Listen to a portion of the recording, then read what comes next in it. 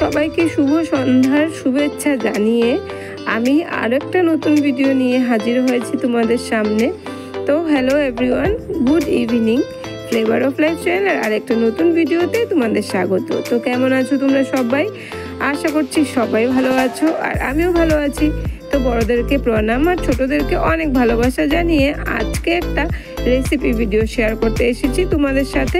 আর আজকের রেসিপিটা হলো সন্ধ্যের একটা স্ন্যাক্স বা বাচ্চাদের স্কুলে টিফিনে দেওয়ার জন্য একটা খুব সুস্বাদু একটা রেসিপি বলতে পারো। বাচ্চারা কিন্তু খুব খেতে ভালোবাসে এই জিনিসগুলো, আর খুব চট জলদিও কিন্তু হয়ে যায় এই জিনিসগুলো।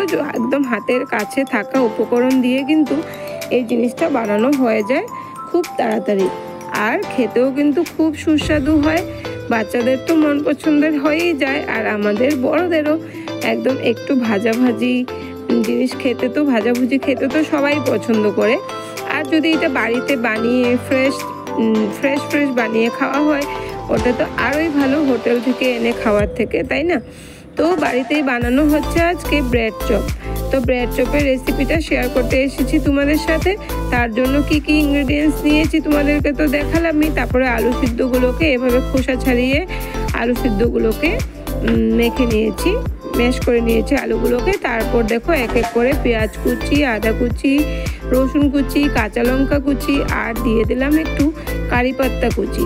কেননা আমাদের এইখানে না এই সময়ে ধনে পাতাটা একদমই পাওয়া যায় না, তাই ধনে পাতার পরিবর্তে কিন্তু আমি কারি পাতা ইউজ করেছি। আর কারি পাতার ফ্লেভারটা আমার খুব পছন্দের, আর আমার বাড়িতে অনেক কারি পাতা আছে, তাই তোমরা ইচ্ছা করলে এখানে ধনে পাতা দিতে পারো, যার হাতের কাছে যা পাবে। আমি ধনে পাতা ছিল না বলে কারি পাতা দিয়ে দিয়েছি। তারপরে এখানে দিয়ে দিলাম একটু হলুদ আর স্বাদ মতো নুন দিয়ে, আর দিলাম এক প্যাকেট ম্যাগি মশলা, বাস। আর দিয়ে দিলাম এখানে এক প্যাকেট ম্যাগি মশলা, বাস। আর কোনো কিছু মশলা আমি এখানে ইউজ করব না।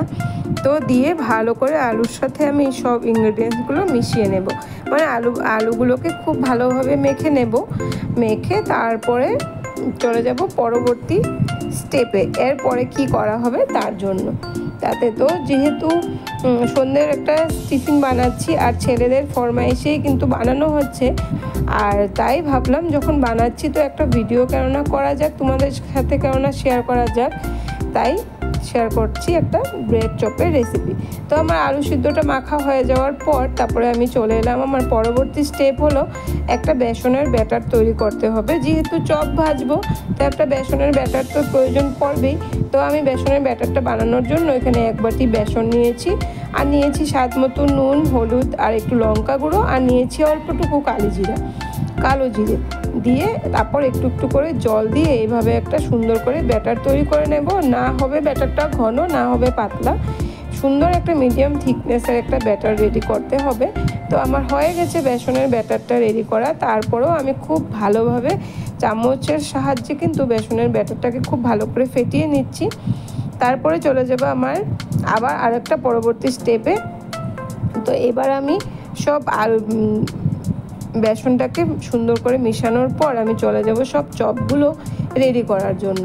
চপগুলো সব একসাথে রেডি করে নিলে তখন ভাজার সময় সুবিধা হবে, না হলে একটা একটা করে বানানো, একটা করে ভাজতে গেলে কিন্তু অনেকটা সময়ও লাগবে। তাই তো বেসনটাকে খুব ভালো করে মিশিয়ে নিলাম, ভালো করে ব্যাটারটাকে ফেটিয়ে নিলাম। তারপরে দেখো চলে এলাম আমি চপগুলো রেডি করতে। তো এইভাবে একটা ব্রেডগুলোকে তো আমি 3 কোনা করে আগে থেকেই কেটে রেখেছিলাম। তো এবার এক পিস ব্রেডের মধ্যে চারিদিকে আলুগুলোকে খুব ভালো করে চারিদিকে স্প্রেড করে দিলাম। তারপর আরেক পিস ব্রেড দিয়ে উপরে চেপে বসিয়ে দিলাম আরেক পিস ব্রেড। তো এইভাবেই সব চপগুলো আমি রেডি করে নেব। আর রেসিপিটা শেয়ার করছি, আর সব বন্ধুদের কাছে, তোমাদের কাছে, সবার কাছে আমার একটাই রিকোয়েস্ট, প্লিজ তোমরা সবাই ভিডিওটা দেখার সঙ্গেই কিন্তু একটা লাইক দিয়ে ভিডিওটা দেখা শুরু করো। তোমাদের একটা লাইকে কিন্তু আমাদেরকে পরবর্তী আরও নতুন ভিডিও বানানোর জন্য অনেকটা উৎসাহিত করে, আর তোমাদের ছোট একটা কমেন্ট পড়তে বা লাইক পেতে কিন্তু আমাদের খুবই ভালো লাগে, আমাদের অনেকটা উৎসাহ বাড়ে। তো সবার কাছে এটাই অনুরোধ করব, কেউ ভিডিওটা স্কিপ করে দেখো না প্লিজ, সবাই একটু অ্যাড সহ ভিডিওটা দেখার চেষ্টা করো। আর একটা লাইক করে ভিডিওটা অন্তত দেখো। একটা ভিডিও বানাতে কিন্তু আমাদের অনেকটা কষ্ট হয়, আর কষ্টের ফলটা যদি এরকম পাওয়া যায় একটু মিষ্টি মিষ্টি, তখন কিন্তু খুব ভালো লাগে। কষ্টটা অনুভবটা কম হয়, কিন্তু যখন এতটা কষ্ট করে একটা কাজ করার পরে যখন দেখি যে কিছুই হচ্ছে না, একটা কেউ লাইকও দিচ্ছ না, বা ভিডিওটা কেউ একটুখানি দেখে হয়তো 5 মিনিটও দেখলে না ভিডিওটা, একটা কমেন্ট করে চলে গেলে, এইভাবে কিন্তু অনেকেই করছে, আমার সাথেও হচ্ছে।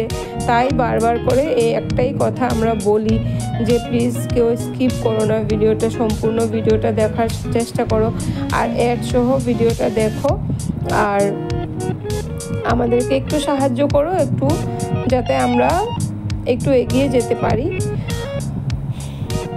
তারপর দেখো চলে এলাম ব্রেডগুলোকে ভাজতে। তো তেল গরম হয়ে গেছে, এবার আমি চপগুলো এভাবে বেসনে ডুবিয়ে তারপর ছেড়ে দিচ্ছি তেলে। খুব কম স্টিম কমিয়ে কিন্তু একটু সময় নিয়ে চপগুলোকে ভাজবো, আর তারপরে কিন্তু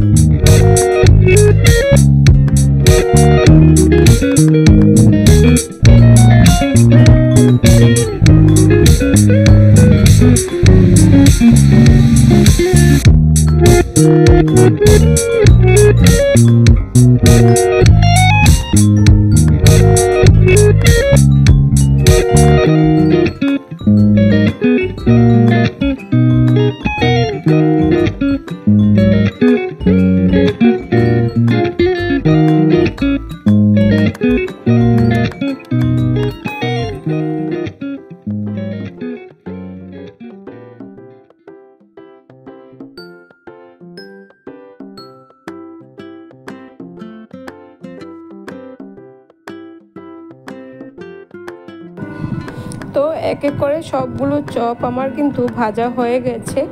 এবার পালা হলো সব চপগুলো খেতে বসার। আর চপগুলো ভাজতে ভাজতে কিন্তু আমার চপ একদিকে কমে যাচ্ছে, আমি ভেজে ভেজে রাখছি, আর একদিকে চপ কিন্তু শেষ হয়ে যাচ্ছে আমার।